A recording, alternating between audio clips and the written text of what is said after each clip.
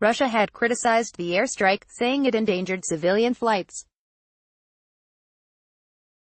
The comments highlighted the increasingly tense relations between Israel and Russia, which have grown strained since the September downing of a Russian plane by Syrian forces responding to another Israeli raid.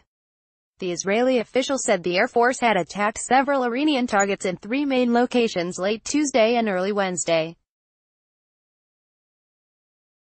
He said the targets were primarily storage and logistics facilities used by arch-enemy Iran to ship weapons to Hezbollah, an Iranian-backed Lebanese group that fought Israel in a 2006 war. He said Israel also destroyed a Syrian anti-aircraft battery that fired at the Israeli planes, and claimed that Iranian forces are operating less than 80 kilometers, 50 miles, from the Israeli border, contrary to Russian assurances. The official spoke on condition of anonymity under standard Israeli security protocols. The military has not commented on the incident. Earlier Wednesday, Russian Defense Ministry spokesman Gen. Igor Konashenkov said that 6 Israeli F-16 jets launched a provocative raid at the moment when 2 civilian airliners were preparing to land in Damascus and Beirut, creating a direct threat to the aircraft.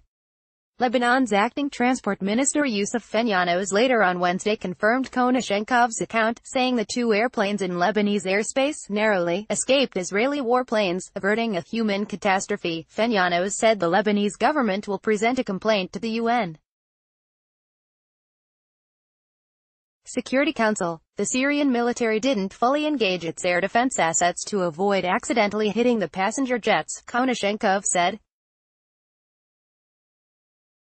He added that Syrian air traffic controllers redirected the Damascus-bound plane to a Russian airbase in Syria's coastal province of Latakia. Konashenkov said the Syrian Air Defense Forces shot down 14 of the 16 precision-guided bombs dropped by the Israeli jets, while the remaining 2 hit a Syrian military depot 7 kilometers, about 4 miles, west of Damascus, injuring 3 Syrian soldiers. But the Israeli official said all targets had been hit, in some cases causing secondary explosions. He said errant Syrian anti-aircraft fire had endangered the civilian flights. In recent years, Israel has acknowledged carrying out scores of airstrikes in neighboring Syria, most believed to have been aimed at suspected Iranian arms shipments to Hezbollah. Iran and Hezbollah have sent forces to Syria to bolster President Bashar Assad, who appears close to victory after a devastating 7-year civil war. Prime Minister Benjamin Netanyahu has repeatedly said Israel will not allow Iran to establish a permanent military presence in post-war Syria. That mission has been complicated by the September 17 downing of the Russian reconnaissance aircraft by Syrian fire. Russia, which also backs Assad, has blamed Israel for the friendly fire mishap and reportedly scaled back a hotline that allowed the 2 air forces to coordinate and avoid unintended clashes. Russia also sent Syria sophisticated S-300 anti-aircraft missiles, though the Israeli official said an older system was fired at the Israeli planes in Wednesday's incident. Israeli officials have also expressed concern about U.S. President Donald Trump's decision to withdraw U.S. forces from Syria. The U.S. presence has given Israel an extra element of protection. Speaking at a military ceremony Wednesday, Netanyahu said the U.S. withdrawal will not change his policy.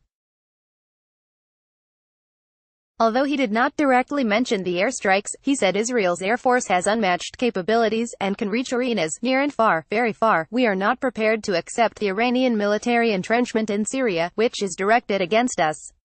We will act against it vigorously and continuously, including during the current period, he told a graduation ceremony of new Air Force pilots. Addressing the same ceremony, Israel's military chief, Lt. Gen. Gadi Eisenkot praised the Army's many important accomplishments, including thwarting the expansion of Iranian influence.